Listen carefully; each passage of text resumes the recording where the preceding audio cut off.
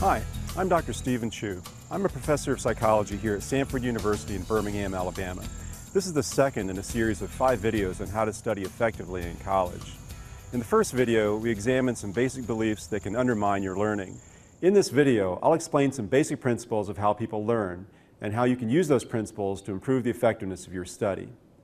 Let's start by examining how accurate your understanding is of how people learn.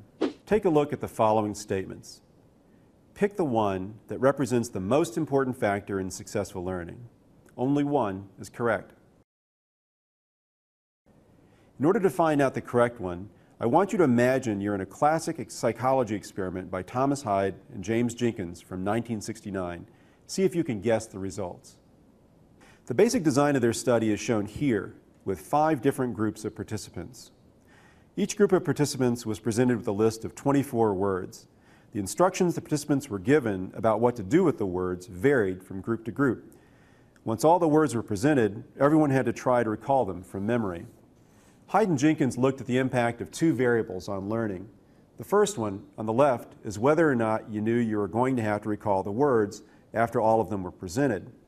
If you were in one of the 2 groups in the intentional condition, you were forewarned that you would have to recall the words after they were all presented.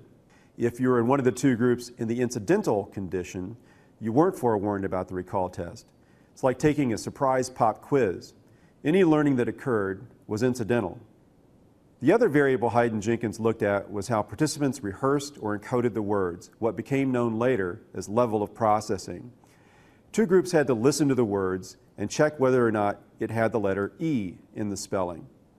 The other 2 groups had to rate whether or not they found the word pleasant. Now, why would this make a difference?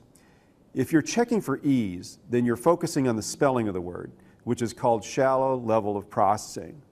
If you're rating its pleasantness, you're thinking about the meaning of the words related to your own experience.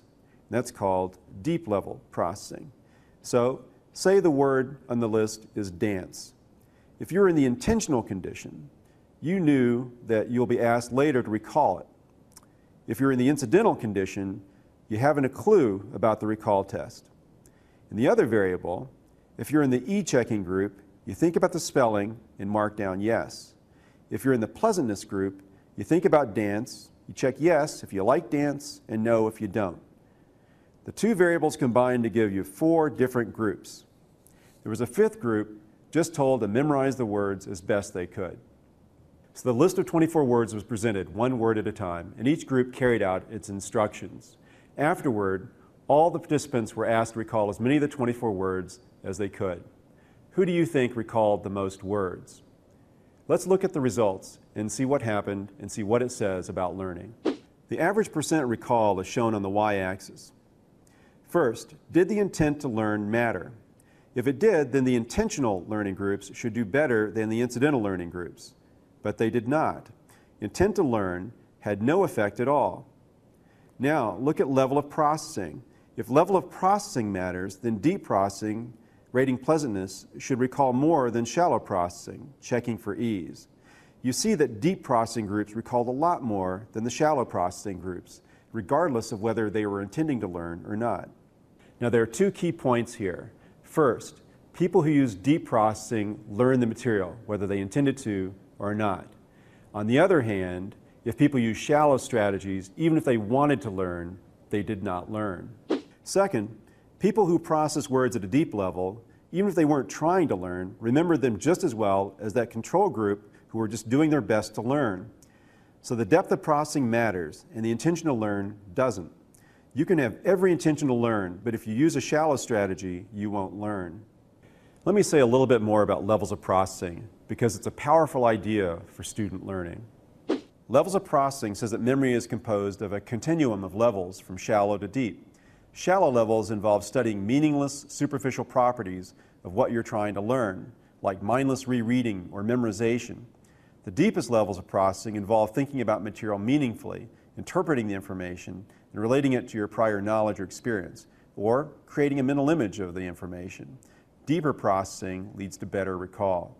You also have to understand the idea of orienting tasks. An orienting task makes people process information at a certain level of processing. Orienting tasks make people process information at a certain depth. In this case, checking for ease is a shallow orienting task, making people process words at a shallow level. Rating a word's pleasantness is a deep orienting task, causing people to think about the meaning of the words, process them deeply, and thus learn the words.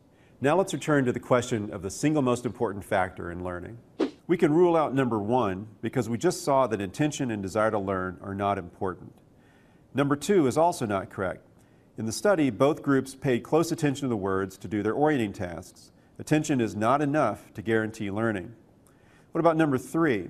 You hear a lot about learning styles. Some people are visual learners, others are auditory or kinesthetic learners. There's simply no good research evidence that supports the validity of learning styles, so forget about them. Besides, if you plan to be successful, you should become good at learning in multiple ways. What about number 4? I did make a big deal about committing enough time to be successful, but time alone is not sufficient for successful learning. That leaves number 5, which is correct. It relates to depth of processing. If you read a text without comprehension, or if you memorize definitions without really understanding them, you're using shallow processing and you will not learn. If you think about meaningful connections, you're using deep processing, and you'll learn whether you intend to or not.